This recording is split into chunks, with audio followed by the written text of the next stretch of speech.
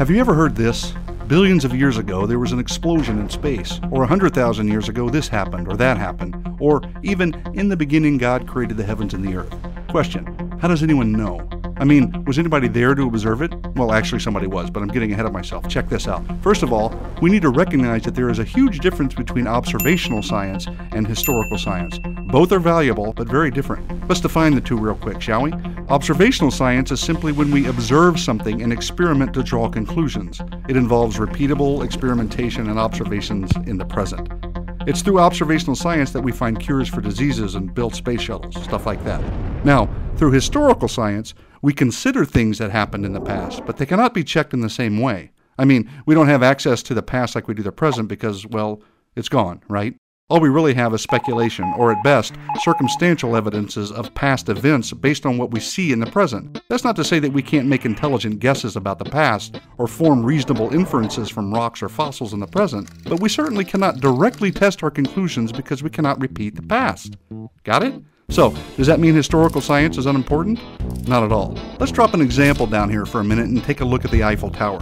You know, that 19th century Parisian monument designed by Gustave Eiffel that stands 1,063 feet tall, which was built as the entrance for the 1889 World's Fair and is still the tallest building in Paris today, visited by millions of people each year? Yeah, that one. Well, guess what? Everything I just told you is true, but how do we test it?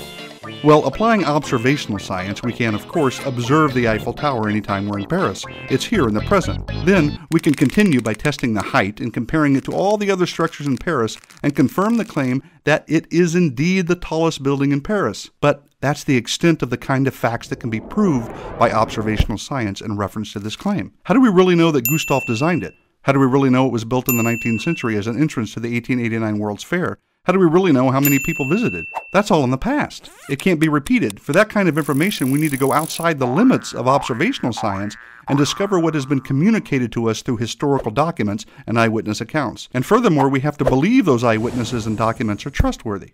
The same is true when we talk about the origin of the Earth. The Earth is here. We all agree with that. So, does observational science confirm that the world was created by God? And are there trustworthy documents and eyewitness accounts that confirm it?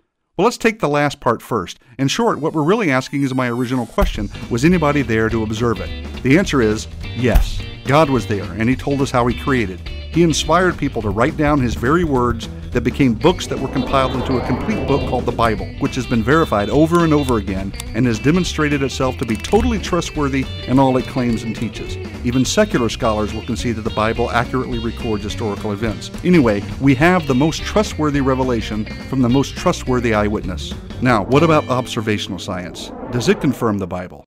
Yes. And what's extremely important to realize is the observable fact that the universe is logical and orderly. That makes sense only if its creator is logical and has imposed order on his creation. It doesn't make sense at all if the universe is just an accident of a huge explosion. Also, our minds are able to comprehend many things about the universe, and that's only possible if the creator of the mind gave us the ability and desire to explore the universe. It doesn't make sense if our brains are byproducts of chance because we couldn't trust their conclusions to ever be accurate. And lastly, it only makes sense that we can observe and repeat an experiment if the universe consistently obeys the same laws from day to day, which only makes sense if a lawgiver created it that way and upholds it.